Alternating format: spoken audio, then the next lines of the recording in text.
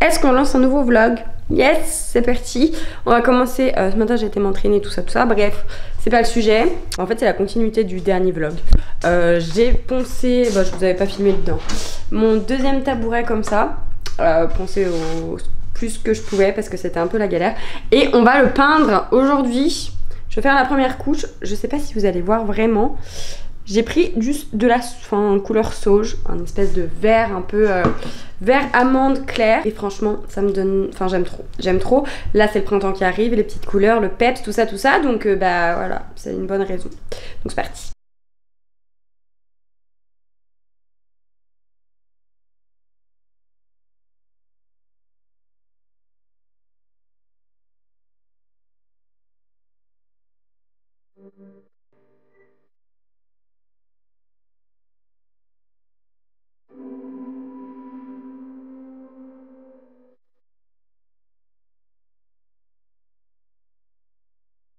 Bon, j'ai fini de faire la première couche de mon tabouret qui se trouve présentement ici. Je suis pas très bonne cadreuse. Voilà. Le gros plan, on adore. Et là, j'ai filmé un TikTok pour mon BookTok. Vous êtes tordus. Si vous voyez comme je vous tenais là, mais bref. Si vous ne me suivez pas encore là-bas où je parle de toutes mes lectures, updates et tout s'ensuit, je vous mets ici la petite capture de mon profil. N'hésitez pas à venir me rejoindre.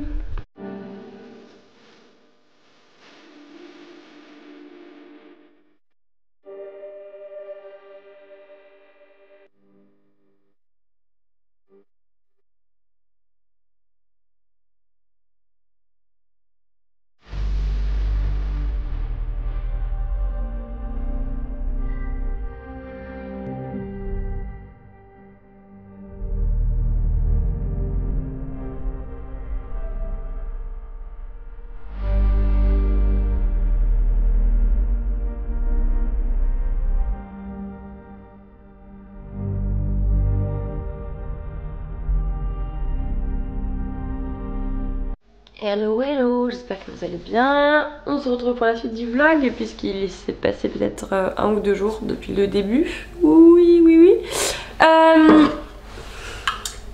Voilà mon premier petit tabouret fini. Bon, je l'ai pas fait en dessous, hein, autant vous dire, de toute façon on n'y voit pas en dessous donc on s'en fout. J'ai peint, voilà, comme j'aime beaucoup cette couleur, franchement ça change. Donc j'ai fait ça et puis au final je me suis lancée dans un autre tabouret que ma mère m'avait donné et que j'avais juste laissé en l'état. Oh, et c'était une galère. Franchement, il y avait de la peinture blanche et en dessous, il y avait une espèce de couche verte fluo. Oh, la poussière que ça a fait. Franchement, ma vitre derrière vous, elle était verte. Et pourtant, donc en plus, j'ai eu une galère de ponceuse. Je suis allée retourner acheter une ponceuse. La mienne, elle a rendu l'âme. Enfin bref. Sauf que du coup, ouais, sur la nouvelle, heureusement, il y a un bac rigide pour attraper la poussière, parce que bon Dieu, quand je vois tout ce qu'il y avait dedans et tout ce qu'il y avait en dehors et tout ce qu'il y avait aux alentours, oh, une cata. Mais j'ai commencé à faire la première couche hier après avoir tout poncé de peinture. J'ai choisi un vieux rose un peu, j'aime trop. Et là je viens à l'instant de faire la deuxième couche et ensuite il faudra que je fasse 2 petites couches de vernis. Donc il sera terminé je pense d'ici demain. Il est là le coco. Je vais vous montrer les références couleurs d'ailleurs. On a 2 marques différentes. Donc déjà pour le tabouret j'ai pris celle-ci. Donc c'est la couleur Sauge 5, donc de Luxen, multi-support et c'est une finition mat. Parce que c'est ce que je préfère tout simplement. Donc là c'est un peu pour tout, hein. Peinture mur, boiserie, radiateur, vraiment c'est plutôt pas mal. Et ensuite j'ai verni du coup avec de la même marque Luxen, avec un vernis comme ceci, donc mat, vernis meubles et objets et du coup forcément incolore quoi. Donc voilà. Et pour le petit tabouret rose, j'ai utilisé celui-ci. Donc c'est Saint-Hilor je crois. Il y a de la... Oui, Saint-Hilor. Donc c'est un vieux rose 11,95 la ref. Voilà. Et pareil, peinture déco mat.